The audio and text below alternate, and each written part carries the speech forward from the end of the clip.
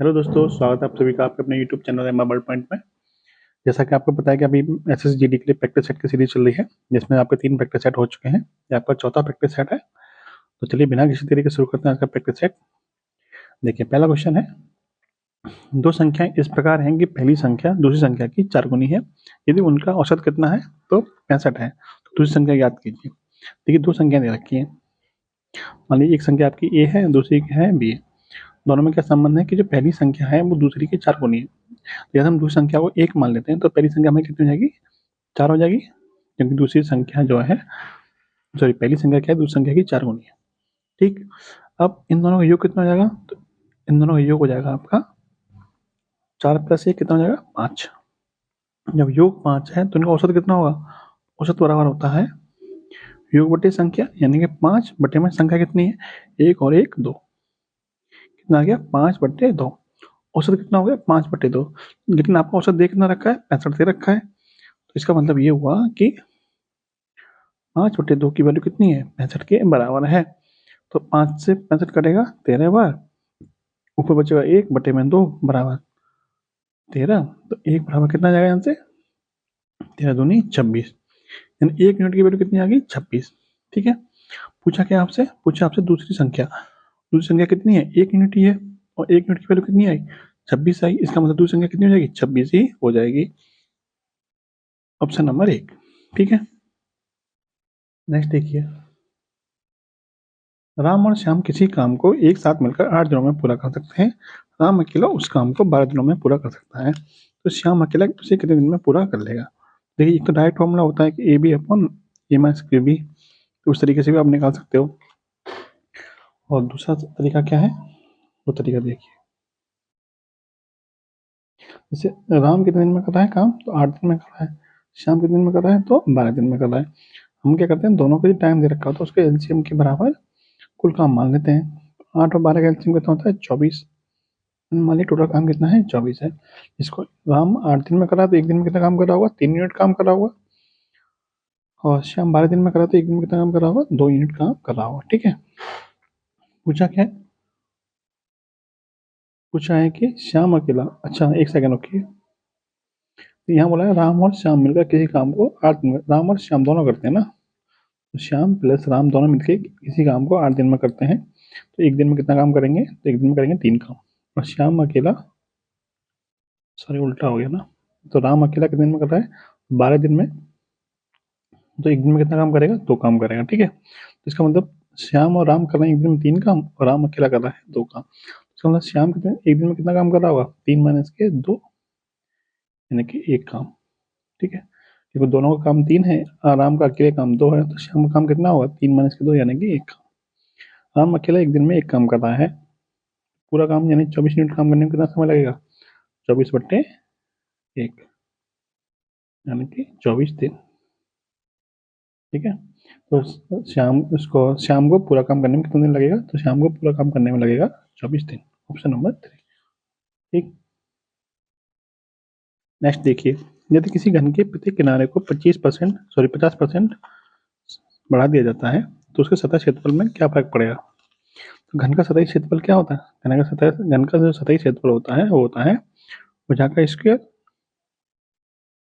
ठीक है, क्या होता है, भुजा का स्क्वायर। अब भुजा का स्क्वायर का मतलब क्या है कि जो प्रतिशत है वो 2 बार वृद्धि हो रही है उसकी, तो इफेक्टिव वृद्धि कितनी हो जाएगी, तो 50 + 50 + 50 × 50 बटे में 100। इफेक्टिव वृद्धि कितनी होगी, तो मैंने जैसे आपने वो फॉर्मूला पढ़ा होगा ना, x + y + xy बटे 100। ठीक है। जब 2 बार वृद्धि होती है, यानी जब क्षेत्रफल वगैरह में वृद्धि होती है, तो इस तरीके से ही निकाली जाती है। तो 50 + 50 + 50 × 50 बटे 100, क्योंकि यहाँ पे x की वैल्यू 50 है और y की वैल्यू भी 50 ही है। सॉल्व कर लेते हैं इसको। 50 कितना हो जाएगा, 100। 50 से कटेगा 2 बार, 2 से कटेगा 25 बार, कितना जाएगा 25, यानी 100 + 25 कितना हो जाएगा, 125। यानी कुल मिलाकर कितने परसेंट की वृद्धि हो रही है, तो सतही क्षेत्रफल में 125% की उसकी वृद्धि हो रही है। ठीक। नेक्स्ट देखिए, एक व्यापारी अपने सामान का मूल्य उसके क्रय मूल्य से 45% अधिक अंकित करता है और अंकित मूल्य पर 20% की छूट भी देता है। व्यापारी को कितने प्रतिशत का लाभ होगा। तो लाभ की गणना हम किस पर करते हैं, क्रय मूल्य पर करते हैं। तो मतलब हमें पहले क्रय मूल्य चाहिए इसका। देखते हैं इसको। देखिए, एक आपको यहाँ पे अंकित मूल्य दे रखा है, एक क्रय मूल्य भी है, और जो अंकित मूल्य पे 20% की छूट भी देता है वो। लाभ चाहिए उसको, लाभ कितने परसेंट का होगा। देखिए, आपको ये तो पता होगा कि जो अंकित मूल्य पे जो छूट दी जाती है, तो छूट देने के बाद जो हमें मूल्य मिलता है वो हमें क्या मिलता है, वो विक्रय मूल्य मिलता है। अंकित मूल्य पे छूट देने के बाद जो मूल्य मिलता है हमें, वो विक्रय मूल्य मिलता है। ठीक है, तीन चीजें हमारे यहाँ पे, क्रय मूल्य यानी कि सीपी, अंकित मूल्य यानी एमपी, और एसपी यानी कि सेलिंग प्राइस यानी कि विक्रय मूल्य। ठीक है, तीनों का रेशियो निकालते हैं पहले हम। तो वो कह रहा है कि जो क्रय मूल्य है उससे वो 45% अधिक अंकित मूल्य अंकित करता है। क्रय मूल्य से 45% अधिक अंकित मूल्य अंकित करता है। 45% की फ्रैक्शन कितनी होती है, 45/100 यानी कि 9/20। 9/20 यानी यदि क्रय मूल्य 20 यूनिट है तो अंकित मूल्य कितना होगा, 9 अधिक यानी कि 29 होगा। ठीक है, अब अंकित मूल्य पर 20% की छूट भी देता है। 20% मतलब कितना होता है, 1/5 होता है, यानी 5 पर 1 की छूट मिलती है। तो यदि अंकित मूल्य 5 है तो 1 की छूट के बाद विक्रय मूल्य कितना होगा, 4 यूनिट विक्रय मूल्य हो जाएगा। ठीक, अब इसको सॉल्व करिए। तो तीनों का संयुक्त रेशियो कैसे निकलेगा, ये 20 है, ये 29 है, तो यहाँ पर सामने जगह खाली है तो यहाँ पे भी 29 लिख दीजिए। यहाँ 5 के सामने जगह खाली है तो यहाँ 5 लिख दीजिए। ठीक है, तो 20×100, 29 कितना होता है, 145, 29 कितने होता है, 116। ठीक है, अब ये आपको तीनों की वैल्यू मिल गई, यानी क्रय मूल्य, अंकित मूल्य और विक्रय मूल्य। पूछा क्या, लाभ पूछा है। लाभ किस पर डिपेंड करता है, क्रय मूल्य पर और विक्रय मूल्य पर। तो विक्रय मूल्य कितना है, 116, क्रय मूल्य कितना है, 100 है। तो 100 की चीज 116 में बेची जा रही है, कितने का लाभ हो रहा है, तो आप कहेंगे 100 की चीज 116 में बेची जा रही है तो 16 का लाभ हो रहा है। कितने परसेंट का लाभ हो रहा है, तो 16 का लाभ। क्रय मूल्य यानी कि 100 पर लाभ हो रहा है, कितने परसेंट का हो जाएगा, गुणा कर देंगे 100 का, 100 से 100 खत्म। कितने परसेंट का लाभ हो गया, 16% का लाभ हो गया। Option number 4। एक्स बाई के वर्ग के व्युत्क्रमानुसार परिवर्तित होता है। तदनुसार x बराबर 1 है और y बराबर 2 है। फिर y बराबर 6 के लिए x का मान बताइए। देखिए, आपसे बोला है कि जो x है वो पाई के वर्ग के व्युत्क्रमान अनुसार परिवर्तित होता है, यानी x प्रोपोर्शनल है किसके, 1/y के स्क्वायर के। ठीक है, इसको हम आगे क्या ले सकते हैं, x बराबर k अपॉन में बाई स्क्वायर। के हमने क्या ले लिया, कोई कोफिशिएंट ले लिया। ठीक है, कोई नियतांक ले लिया हमने, के। क्लियर। अब पहली कंडीशन में x की वैल्यू कितनी है, 1, तो y की वैल्यू कितनी है, 2। जब x बराबर 1 है तो y बराबर कितना है, 2। 2 का वर्ग कितना हो जाएगा, 4। तो यहाँ से हमें k बराबर कितना मिल जाएगा, 4 एकम 4। k बराबर मिल जाएगा हमें 4। ठीक है, दूसरी कंडीशन में क्या कह रहा है, y बराबर 6 के लिए x का मान बताइए। तो x का मान चाहिए हमें किसके लिए, y बराबर 6 के लिए। 6 का वर्ग कितना होता है, 36। 6 का वर्ग, तो 6 का वर्ग कितना होता है, तो 6 का वर्ग होता है 36। और k की वैल्यू कितनी है, k की वैल्यू है 4। तो x बराबर में कितना मिल जाएगा, 4/36 यानी कि 1/9। x की वैल्यू कितनी आ गई, 1/9। ठीक है, चलिए नेक्स्ट है। एक त्रिभुज का आधार 16 सेंटीमीटर है और उसका क्षेत्रफल 144 सेंटीमीटर स्क्वायर है। दिए गए आधार के संबंध में उसकी संगत ऊंचाई ज्ञात कीजिए। तो आपको पता है त्रिभुज का क्षेत्रफल क्या होता है, त्रिभुज का क्षेत्रफल एरिया बराबर होता है 1/2 गुणा आधार गुणा ऊंचाई, यही होता है। अब क्षेत्रफल आपको दे रखा है 144, आधार दे रखा है, ऊंचाई निकालनी है। देखिए इसको सॉल्व करें। देखिए, 1/2 गुणा आधार, आधार कितना दे रखा है, 16, गुणा ऊंचाई हमने मान ली h, जो किसके बराबर दे रखा है, 144 के बराबर दे रखी है। 2 से काटिए, कटेगा 8, 8 से कटेगा 18, 8 144, यानी h बराबर कितना आ गया, 18 सेंटीमीटर। ठीक है, ऑप्शन नंबर 1। नेक्स्ट देखिए, एक विद्यालय में सभी कर्मचारियों का औसत वेतन 10,000 है। उनमें से 20 शिक्षकों का औसत वेतन 12,000 है और शिक्षकों के इतर कर्मचारियों का औसत वेतन कितना है, 5,000 है। तदनुसार शिक्षकों के इतर कर्मचारियों की संख्या बताइए। इन शिक्षकों के अलावा जो कर्मचारी हैं उनकी संख्या बतानी है। देखिए, एडिशन मेथड लगा देंगे इसमें। तो देखिए, सभी कर्मचारियों का वेतन कितना है, 10,000। 20 शिक्षकों का औसत वेतन कितना है, 12,000। 20 का है 12,000। ठीक है, और जो बचे कर्मचारी उनका कितना है, 5,000 है। लेकिन ओवरऑल कितना है, तो सबका कितना है, 10,000। ठीक है, 12,000 कितने कर्मचारियों का है? तो 12,000 कर्मचारी हैं। 12,000 जो वेतन है वो कितने कर्मचारियों का है? 20 कर्मचारियों का। ठीक है, तो इसमें एलिगेशन लगाइए। देखिए, इन दोनों का अंतर यानी 12,000 और 10,000 का अंतर कितना हो जाएगा? 2,000। 10,000 और 5,000 का अंतर यानी कि 5,000। ठीक है, इन दोनों का अनुपात कितना हो जाएगा? 0 से 0 खत्म, यानी कि 5:2। ठीक है, जो कर्मचारियों किस अनुपात में है? 5:2 के अनुपात में है। लेकिन एक्चुअल में 5 की वैल्यू कितनी है? 20। ये 5 जो रेशियो निकल गया वो किसका है? 20 का। यानी इसका कितना गुना है? इसका 4 गुना है। तो 2 की वैल्यू भी कितनी होगी? इसका 4 गुना, यानी कि 2 चौक 8। ठीक है, कितनी हुई? 8। यानी जो शिक्षकों से इतर कर्मचारी जो है वो कितने हैं? तो वो है आपके 8। Option number 2।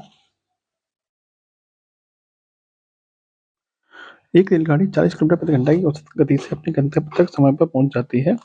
यदि वो 35 किलोमीटर प्रति घंटे की गति से चले तो वह 15 मिनट देर से पहुंचती है। तदनुसार यात्रा की दूरी कितनी होगी? दूरी बताइए।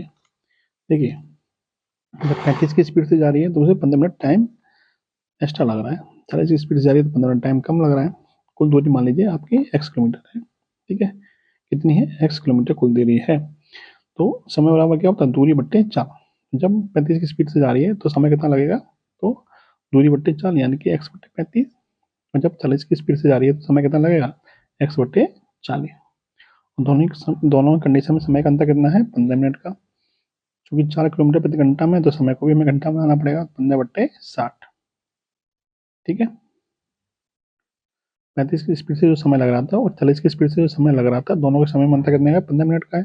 15 मिनट को हमने क्या कर दिया? घंटे में चेंज कर लिया। ठीक, इसको आगे सॉल्व करते हैं। 40 का गुणा इधर होगा, 35 का गुणा इधर होगा।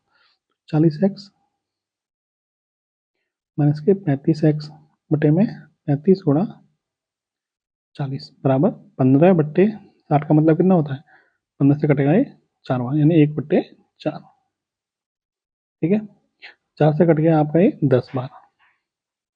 कितना बचा? ऊपर बचा 40 माइनस के 35 यानी कि 5x बटे में बचा आपका 35 गुणा 10। इधर बचा आपका 1। 5 से काट दीजिए, कितने कटेगा? 7 बार। फिर हो जाएगा आपका x बटे में 7 गुणा 10 यानी कि 70 बराबर 1। x बराबर कितना जाएगा? 70 किलोमीटर। ठीक है, दूरी कितनी आ जाएगी? 70 किलोमीटर। Option number 3।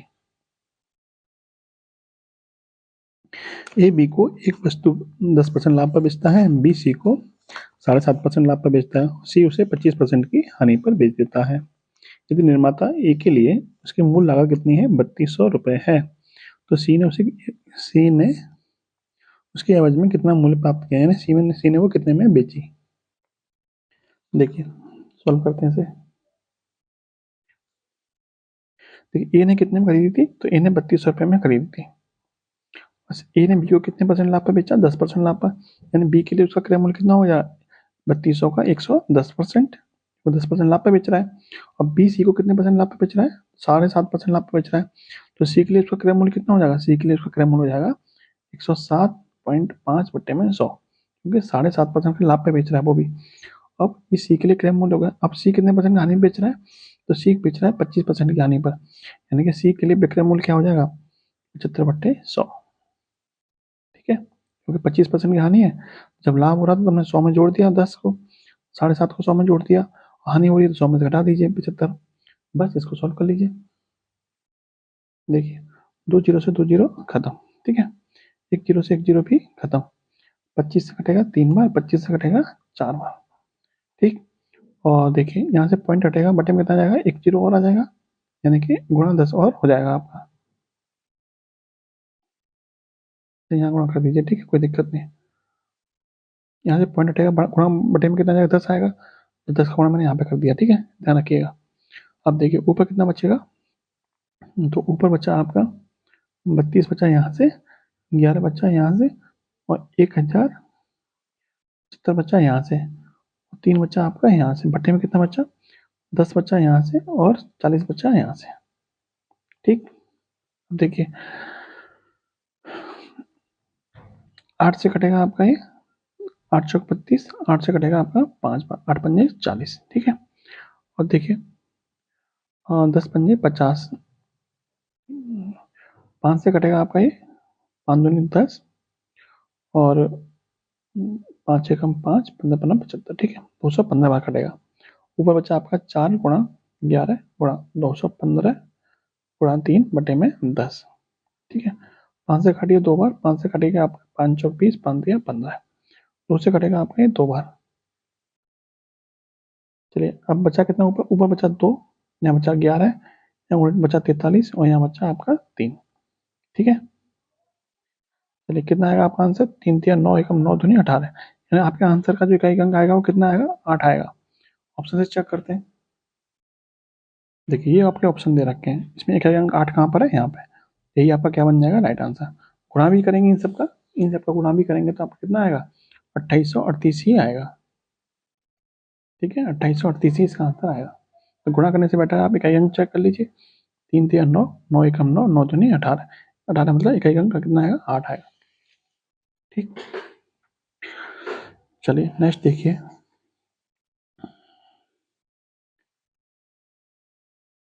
रवि एक वस्तु खरीदता है जिस पर अंकित मूल्य से 25% की छूट दी जाती है और उसे 660 रुपये में बेचकर 10% का लाभ प्राप्त करता है। उस वस्तु का अंकित मूल्य कितना था, अंकित मूल्य बताना है। देखिए रवि क्या करता है, कोई वस्तु खरीदता है 25% की छूट पर। तो जिस मूल्य पर वो खरीदता है उसको फिर वो लाभ पर बेच देता है, 10% के लाभ पर कितने बेचता है, तो 660 रुपये में बेचता है, ठीक है।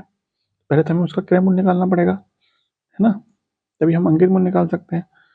देखिए देखिए जब वो 660 रुपये में बेच रहा है तो उसे कितने परसेंट का लाभ हो रहा है, 10% का लाभ। 10% का मतलब क्या, 1/10, 10 की चीज को 1 रुपये के लाभ पर बेच रहा है वो, यानी कितने में बेच रहा होगा, तो 11 रुपये में उसे बेच रहा होगा, ठीक है। जब 11 रुपये में बेच रहा है, 11 यूनिट में बेच रहा है, तो एक्चुअल में कितने में बेच रहा है, 660 रुपये में, ठीक है। तो हमें क्या चाहिए, 10 का मतलब उसका क्रय मूल्य, यानी उसने रवि ने उसे कितने में खरीदी थी, तो यहाँ से 1 यूनिट का वैल्यू निकालिए।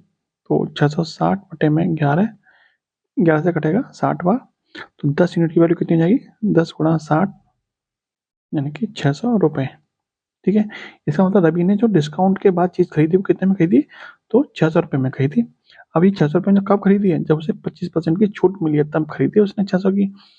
तो 25% की छूट का मतलब क्या है, 25% की छूट मिली, इसका मतलब क्या है, 1/4, 25% मतलब 1/4, यानी कि 4 की चीज़ पर 1 रुपये की छूट मिली है, तो वो कितनी बेची गई होगी, तो 1 रुपया कम, यानी कि 3 यूनिट में बेची गई होगी, ठीक है।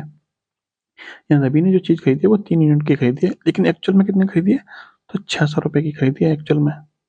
तो 3 यूनिट की वैल्यू कितनी है, 600, तो यहाँ से 1 यूनिट की वैल्यू कितनी मिल जाएगी, 600 बट्टे में 3 यानी कि 200 रुपये। पूछा क्या है, तो 4 यूनिट की वैल्यू कितनी हो जाएगी, तो यहाँ से 4 यूनिट की वैल्यू हो जाएगी 200 गुणा 4 यानी कि 800 रुपये। यानी उस वस्तु का जो अंकित मूल्य वो कितना है, 4 यूनिट है, जिसपे एक एक यूनिट की छूट मिल रही थी, 3 रुपये में बेची जा रही थी वो, तो 600 में खरीदी थी, ठीक है। 3 यूनिट की वैल्यू 600 है, एक की वैल्यू 200, तो 4 की वैल्यू 200 गुणा 4 यानी कि 800 रुपये की, यानी उसका जो अंकित मूल्य वो कितना है, 800 रुपये है, ठीक है। क्रय मूल्य कितना निकल के आया था, क्रय मूल्य निकल के आया था 600 रुपये, क्रय मूल्य निकल के आया था 600 रुपये, अंकित मूल्य निकल के आया 800 रुपये। ये क्रय मूल्य किसके लिए है, ये क्रय मूल्य रवि के लिए, यानी कि डिस्काउंट के बाद जो चीज़ खरीदी है रवि ने वो कितने में खरीदी है, 600 में खरीदी है, ठीक। नेक्स्ट देखिए, अमित और वीर की वार्षिक आय 3:2 के अनुपात में है, जबकि उनके खर्च क्या है, 5:3 के अनुपात में। यदि उनमें से प्रत्येक वर्ष के अंत में 1000 रुपये की बचत करता है तो अमित की वार्षिक आय बताइए।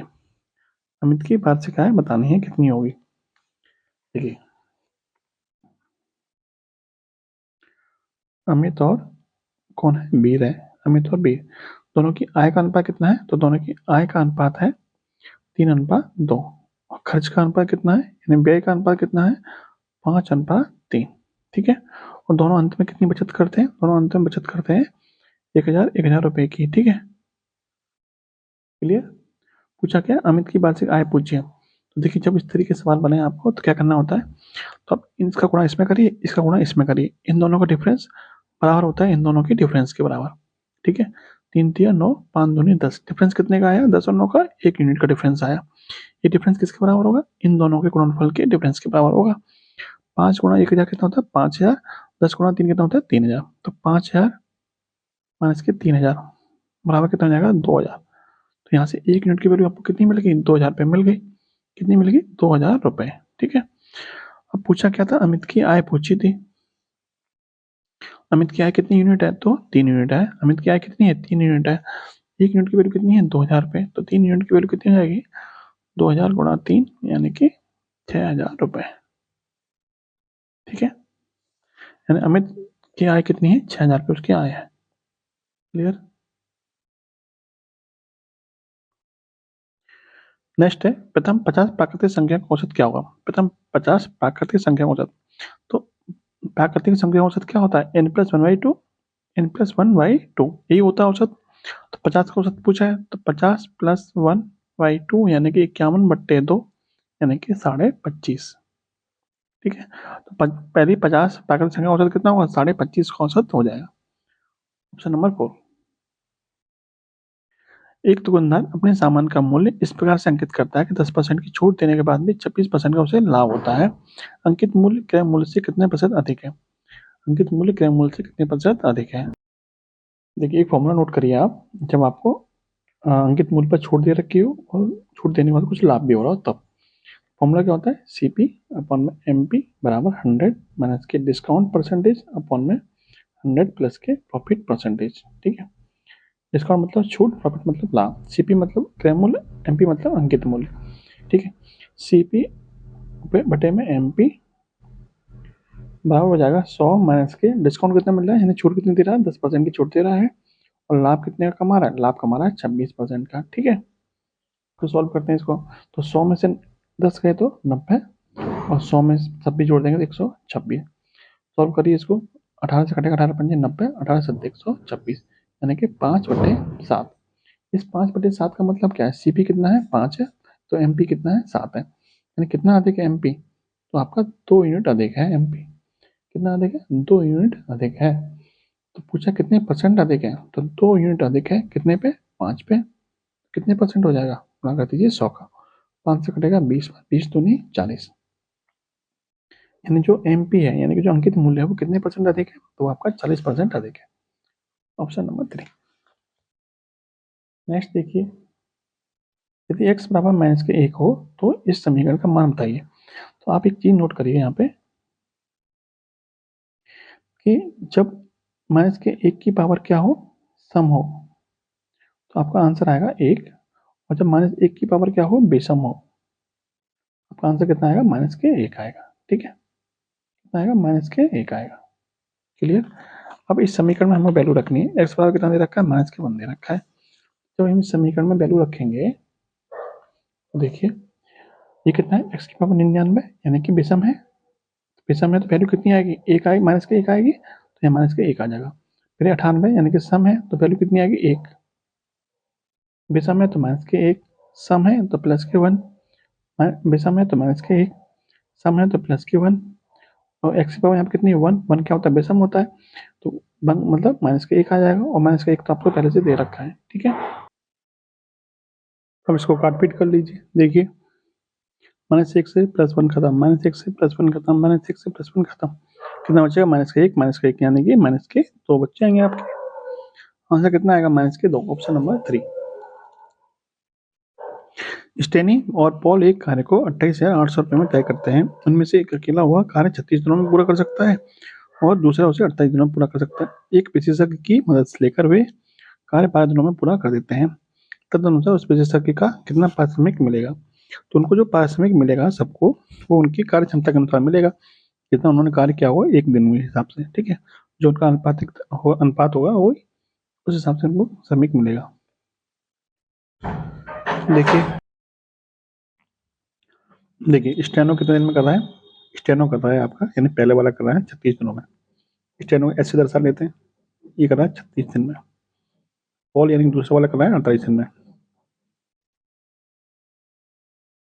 विशेषज्ञ को हम मान लेते हैं, क्या मान लेते हैं, एक्स मान लेते हैं। ठीक है, तो तीनों में मिलके यानी कि S plus P plus x, तीनों मिलकर कितने दिन में कर रहे हैं, तो ये कर रहे हैं आप 12 दिन में।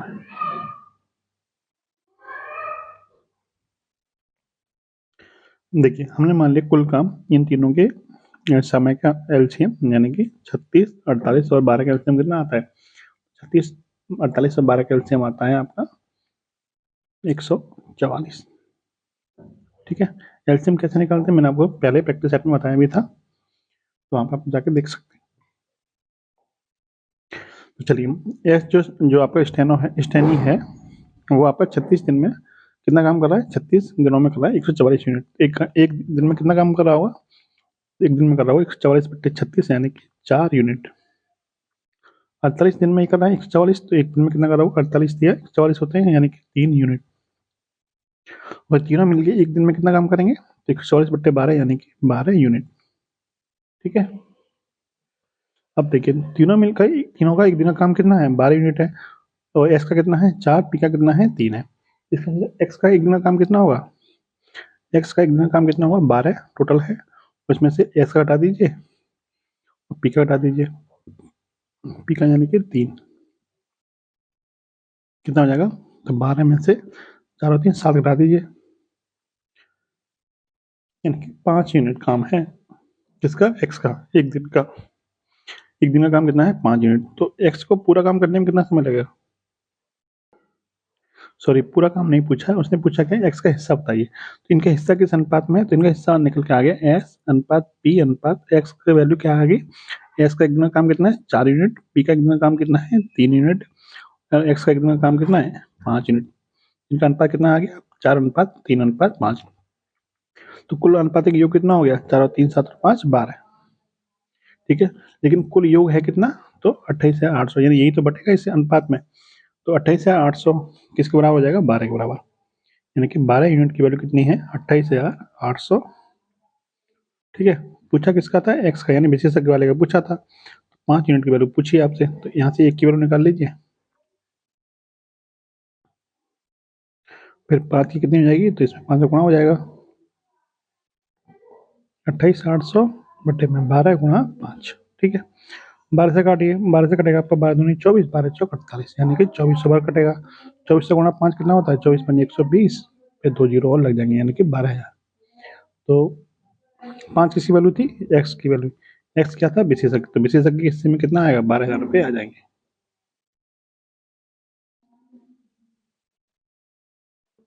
ठीक, नेक्स्ट है, 3 नलियां ए बी तथा सी एक टंकी को क्रमशः 6 घंटे 9 घंटे और 12 घंटे में, देखिए यहाँ पे नोट कर लेते हैं थोड़ा पहले, क्योंकि जो क्वेश्चन है वो अगले पेज पे है। यहाँ नोट कर लीजिए कि जो 3 नलियां हैं आपकी, ए है बी है और सी है। ये कितने घंटे में है, तो ये 6 घंटे में, ये 9 घंटे में और ये आपका 12 घंटे में। अब देखते हैं अगले पेज पे क्या क्वेश्चन दे रखा है। देखिए ये है क्वेश्चन ना, तो 3 नलियां हैं ए बी सी, जो 6 घंटे और 9 घंटे और 12 घंटे में एक टंकी को भर सकती हैं। बी तथा सी को आधा घंटे तक खोलने के बाद ए को भी खोल दिया जाता है। यानी बी और सी को कितने घंटे खोला जाता है, आधा घंटे खोला जाता है। फिर उसके बाद में ए को भी खोल दिया जाता है। तो उन तीनों नलियों को टंकी का शेष भाग भरने में कितना समय लगेगा। तो देखिए, टंकी का कुल भाग कितना है, कुल भाग हम कैसे निकालते हैं, जो समय का एलसीएम होता है उसके बराबर हम टंकी की क्षमता मान लेते हैं। तो 6 9 और 12 का एलसीएम कितना होता है, 36 होता है। तो मान लिया कि टंकी की क्षमता कितनी है, 36 यूनिट टंकी की क्षमता है। जिसको ए 6 घंटे में भर रहा है, तो 1 घंटे में कितना भर रहा होगा, 36/6 यानी कि 6 यूनिट ही भर रहा होगा। और ये 1 घंटे में कितना भरेगा बी, तो 36/9 यानी कि 4 यूनिट। और सी कितना भरेगा, 36/12 यानी कि 3 यूनिट भरेगा। ठीक है, तो यानी बी का 1 घंटे का काम कितना है 4 यूनिट, सी का 1 घंटे का काम कितना है 3 यूनिट, ए का कितना है 6 यूनिट। तो बी प्लस सी दोनों का 1 घंटे का काम कितना है, 1 घंटे का काम 4 और 3 7 यूनिट है। ठीक है, तो इनका आधा घंटे का काम कितना हो जाएगा, बी प्लस सी का आधे घंटे का काम कितना हो जाएगा 7/2 यानी कि 3.5 यूनिट। ठीक है, आधे घंटे क्यों लगाया, क्यों निकाला हमने, क्योंकि यहाँ पे बी और सी को आधे घंटे चलाया गया है। तो बी और सी ने आधे घंटे में कितना पानी भर दिया होगा, तो 3.5 यूनिट पानी भर दिया होगा। अब पानी कितना बचा, 36 यूनिट तो टोटल था, इसमें 3.5 यूनिट भर दिया। अब टंकी में कितना पानी भरना बाकी रह गया, तो 36 में 3.5 घटा दें, कितना आएगा 32.5। यानी अब इतना पानी और भरना है। अब किसको भरना है, तीनों को भरना है, क्योंकि एक को भी खोल दिया गया है। अब तीनों मिलकर 1 घंटे में कितना पानी भरते हैं, यानी कि ए प्लस बी प्लस सी तीनों मिलकर 1 घंटे में कितना पानी भरते हैं, तो 6 और 4 10 और 3 13। ठीक है, कितना भरते हैं, 13 यूनिट पानी भरते हैं। तो ये बताइए जरा कि अब पानी भरना कितना है, 32.5 यूनिट पानी भरना है। कितना समय लगेगा? तो समय लग जाएगा आपका 32.13। ठीक है, 32.13 इसको सॉल्व करते हैं। यहाँ से पॉइंट हटेगा, बटे में 10 आपका और आ जाएगा। सॉल्व करिए इसको। 13 से कटेगा आपका ये 13 दूनी 26, 13 पंजे 65, 25/10, 5 से कटेगा तो 5 से कटेगा 5, यानी 5/2, यानी कि 2.5 घंटा। यानी कि टंकी को बनने में कितना समय लग जाएगा? शेष टंकी को बनने में तो 2.5 घंटे का समय लग जाएगा। Option number 3। एक सड़क जो 7 मीटर चौड़ी है और 252 मीटर प्रति वाले एक वृत्ताकार पार्क को घेरे हुए है, तो उस सड़क का क्षेत्रफल बताइए कितने वर्ग मीटर होगा? देखिए, मान लीजिए ये कोई वृत्ताकार पार्क है, ठीक है, जिसकी त्रिज्या हमको निकालनी है। मान लीजिए इसकी त्रिज्या क्या हमारी r है। इसके बाहर चारों तरफ क्या है? 7 मीटर चौड़ी एक रास्ता है। कितने मीटर चौड़ी रास्ता है? 7 मीटर। ठीक है, यहाँ से यहाँ तक की दूरी कितनी है? 7 मीटर है। ठीक, पूछा कि ये सड़क है, इसका आपको क्षेत्रफल बताना है। ठीक है, इस सड़क का क्षेत्रफल कैसे निकालते हैं? तो ये तो हम पूरे बाहर वाले वृत्त में से, क्योंकि ये वृत्ताकार सड़क है, तो ये तो हम पूरे बाहर वाले वृत्त के क्षेत्रफल में से यदि हम अंदर वाला वृत्त का क्षेत्रफल घटा देंगे तो हमें ये सड़क का क्षेत्रफल मिल जाएगा। तो देखिए कैसे निकालेंगे? तो ये देखिए, पहले तो हमें अंदर वाले वृत्त की त्रिज्या निकालनी है। वो कैसे निकालेंगे? क्योंकि अंदर वाले जो वृत्त है, वृत्त की परिधि दे रखी है आपको 352 मीटर। आपको पता है कि वृत्त की परिधि बराबर क्या होता है? 2πr, जो कितना दे रखा है? 352। काट पीट कर लेते हैं इसे। 2 गुणा पाई की वैल्यू 22/7 गुणा r बराबर 352। देखिए 22 से कटेगा आपका ये, सॉरी 11 से कटेगा आपका 2 बार, 11 से कटेगा आपका 11×3 = 33, 2 बचे, 11 दूनी 22, 2 से कटेगा 16 बार, 2 से कटेगा फिर 8 बार। तो ये हो जाएगा आपका r/7 बराबर 8, यानी r बराबर 8×7 = 56 मीटर। ठीक है, r की वैल्यू कितनी आ गई? 56 मीटर। तो r की वैल्यू आ गई आपकी 56 मीटर। और यहाँ से यहाँ तक की दूरी, यानी ये चौड़ाई कितनी दे रखी है? तो 7 मीटर चौड़ाई दे रखी है। तो देखिए सड़क का क्षेत्रफल कैसे निकालेंगे? सड़क का क्षेत्रफल बराबर हो जाएगा बाहर वाले वृत्त का क्षेत्रफल, यानी कि पाई r स्क्वायर, माइनस के अंदर वाले वृत्त का क्षेत्रफल, यानी कि पाई r स्क्वायर। r क्या है? बाहर वाले वृत्त का त्रिज्या। त्रिज्या मतलब यहाँ से यहाँ तक की दूरी। यहाँ से यहाँ तक की दूरी कितनी होगी? यहाँ से यहाँ तक की दूरी, तो ये त्रिज्या हो जाएगी 56 + 7, और जोड़ना पड़ेगा। तो कैपिटल R कितना हो जाएगा? कैपिटल R बराबर हो जाएगा 56 + 7, यानी कि 63। स्मॉल r बराबर कितना है? 56 है। सॉल्व कर लेते हैं इसको। तो देखिए पाई की वैल्यू कितनी है? 22/7, जो कि दोनों में कॉमन है। अंदर कितना बचेगा? r स्क्वायर माइनस के स्मॉल r स्क्वायर। तो आपको पता है ए स्क्वायर माइनस के बी का फॉर्मूला क्या होता है? a + b × a माइनस के बी। ये हो जाएगा आपका 22/7 r + r × r माइनस के r। ठीक है, तो देखिए 22/7, कैपिटल R कितना है? 63, स्मॉल r कितना है? 56, और कैपिटल R में से हम स्मॉल r घटाएंगे, यानी 63 माइनस के 56 कितना आ जाएगा? 7। इस 7 से ये वाला 7 खत्म। कितना बचा आपका? 22, और यहाँ कितना हो जाएगा आपका? 6 और 3 9, 4 5 11, 119। ठीक, इसको गुणा करिए, 22 का गुणा करेंगे हम 119 में, कितना आएगा? तो 22 में 198 हासिल के 19, और 22 एकम 22, 22 और 19 41 हासिल के 4, 22 एकम 22, 22 और 4 26, सॉरी 22 में 198 हासिल के कितने आते हैं? 19, 22 एकम 22, 22 और 19 41 हासिल के 4। ठीक है, कितना आ गया? 26/18। तो उसका क्षेत्रफल कितना आएगा? 26/18 वर्ग मीटर। Option number 3। ठीक है, नेक्स्ट क्वेश्चन देखिए। एक बस 3 किलोमीटर लंबे 4 खंड क्रमशः 10 किलोमीटर प्रति घंटा, 20 किलोमीटर प्रति घंटा, 30 और 60 किलोमीटर प्रति घंटे की गति से पार करती है। उस बस की उस दूरी के लिए औसत गति बताइए। इस दूरी की औसत गति बताइए। आपको पता है औसत गति बराबर क्या होता है? औसत गति बराबर होता है कुल दूरी बटे में कुल समय। कुल दूरी बटे में कुल समय, ये तो होता है औसत चाल बराबर। औसत चाल बराबर यही होता है कुल दूरी बटे कुल समय। तो हमें कुल दूरी तो पता है, कुल दूरी कितनी है? 3-3 किलोमीटर के कितने खंड हैं? 4 खंड हैं। कितनी दूरी हो जाएगी? 3 × 4 यानी कि 12 किलोमीटर की कुल दूरी हो जाएगी। अब हमें समय और चाहिए। समय कैसे निकालेंगे? समय बराबर होता है दूरी बटे 4। अभी 4 खंडों में बटा हुआ, तो समय निकालना पड़ेगा हमें अलग। तो सबसे पहले हम T1 निकालते हैं। T1 कितना होगा? यानी पहले खंड के लिए समय कितना लगेगा? तो समय बराबर दूरी बटे 4, यानी कि 3/10। और T2 कितना होगा? तो T2 हो जाएगा 3/20, और T3 हो जाएगा आपका 3/30, T4 हो जाएगा आपका 3/60। ठीक है, अब देखिए आगे। देखिए तो औसत चाल बराबर क्या हो जाएगा, औसत चाल बराबर हो जाएगा कुल दूरी बटे कुल समय। कुल दूरी कितनी है, 12 किलोमीटर की। कुल समय कितना है, T1 + T2 + T3, और T1 कितना है 3/10, T2 कितना है 3/20, T3 3/30 और T4 कितना है 3/60। ठीक है, इस समीकरण को हमें सॉल्व करना है, तो सॉल्व कर लेते हैं। तो देखिए 12 तो ऊपर है, बटे में कितना है 3/10, 3/20, 3/30 और 3/60। इसको सॉल्व करेंगे, क्या करेंगे 10, 20 और 30 और 60, इनका एलसीएम कितना आ जाएगा 60 ही आ जाएगा। तो देखिए 10 का 60 में भाग करेंगे तो 6 बच जाएगा, 6 तिया 18 मिल जाएगा यहाँ से। 20 तिया 60, 3 तिया 9, 30 दूनी 60, 3 और 2 तिया 6, 60 एकम 60 और 3। तो ये देखिए ये ऊपर तो आपका 12 है, ये ऊपर कितना है, तो ऊपर है आपका 12, बटे में कितना आएगा 18 और 9 27, 23 और 6 33 और 3 36, 36 और उसके बटे में कितना आ जाएगा आपका 60। ठीक है, इसको हम आगे क्या ले सकते हैं, इसको ले सकते हैं 12, जो बटे में 60 है वो ऊपर चला जाएगा 60, और नीचे कितना बचेगा 36। 12 से कटेगा 3 बार, 3 से कटेगा आपका 20 बार, यानी जो औसत चाल है वो कितनी आ गई 20 किलोमीटर प्रति घंटा। ठीक, ऑप्शन नंबर 2।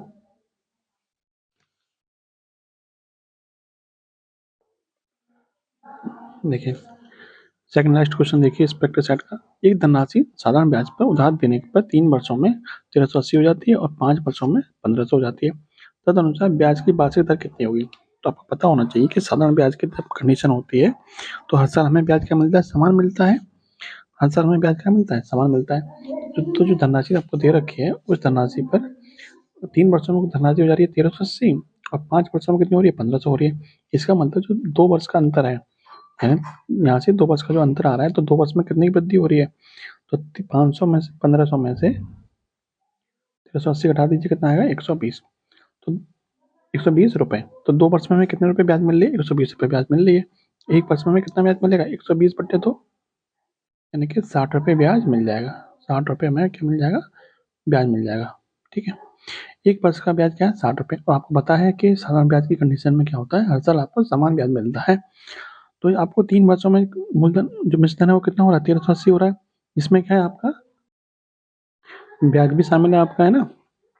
कितने वर्ष का ब्याज शामिल होगा 3 साल का। 1 साल का ब्याज कितना है 60 रुपए, तो 3 साल का ब्याज कितना हो जाएगा 60 गुणा 3, यानी कि 180 रुपए ब्याज इसमें शामिल है। तो मूलधन कितना होगा हमारा, तो मूलधन हमारा हो जाएगा, मूलधन में जब हम ब्याज जोड़ देते हैं तो हमें मिश्रण मिल जाता है। मिश्रण कितना हो रहा है 3 साल के बाद, तो 1380 हो रहा है। तो यहाँ से हमें मूलधन कितना मिल जाएगा 1380 माइनस के 180, यानी कि 1200 रुपए। ठीक है, मूलधन हमारा हो गया 1200 रुपए, और हमें ब्याज कितना मिल रहा है 1 साल का 60 रुपए। तो कितने परसेंट का ब्याज हो गया, यानी आपको 60 रुपए का ब्याज मिल रहा है कितने पे 1200 रुपए पे। कितना परसेंट हो जाएगा, गुणा कर दीजिए 100 का, 2 जीरो से 2 जीरो खत्म, 12 से कटेगा 5 बार, यानी कितने परसेंट का ब्याज है 5% का ब्याज है। Option number 4। एक शंकु का आयतन 27,720 सेंटीमीटर क्यूब है। यदि शंकु की ऊंचाई दे रखी है 120 सेंटीमीटर, सॉरी ऊंचाई दे रखी है 20 सेंटीमीटर, तो आधार का क्षेत्र बताइए। तो आपको पता है शंकु का जो आयतन होता है कितना होता है 1/3 पाई आर स्क्वायर एच, या फिर आप इसको ऐसे भी समझ सकते हैं 1/3 आधार का क्षेत्रफल गुणा ऊंचाई। तो वॉल्यूम बराबर क्या होता है 1/3 पाई आर स्क्वायर एच। ठीक है, तो ये पाई आर स्क्वायर जो है ये क्या होता है आधार का क्षेत्रफल ही तो होता है, और शंकु का आधार कैसा होता है वृत्ताकार होता है। तो 1/3 गुणा आधार का क्षेत्रफल, आधार का क्षेत्रफल गुणा ऊंचाई, इसको ऐसे भी लिख सकते हैं। अब हमें वॉल्यूम दे रखा है कितना, आयतन दे रखा है हमको 27,720।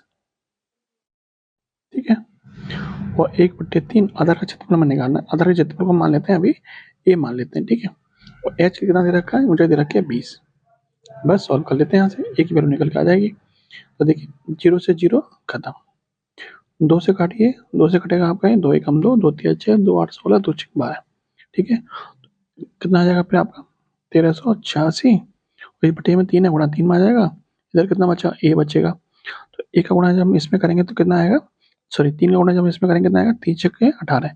इकाई अंक कितना आना चाहिए हमारे आंसर का 8 आना चाहिए। ऑप्शन चेक करते हैं, इसी में 8 है अंत में, तो ऑप्शन नंबर 1 में ही 8 है। ठीक है, ये आपका क्या बनेगा राइट आंसर बनेगा। तो आपको पूरा गुणा करने की जरूरत नहीं पड़ेगी, इस तरीके से आप अपने समय को बचा सकते हैं। तो फिलहाल ये था आपका प्रैक्टिस सेट नंबर 4। वीडियो आपको अच्छी लगी हो, आपके किसी काम आई हो, तो लाइक और शेयर करना मत भूलिएगा। जय हिंद, जय भारत।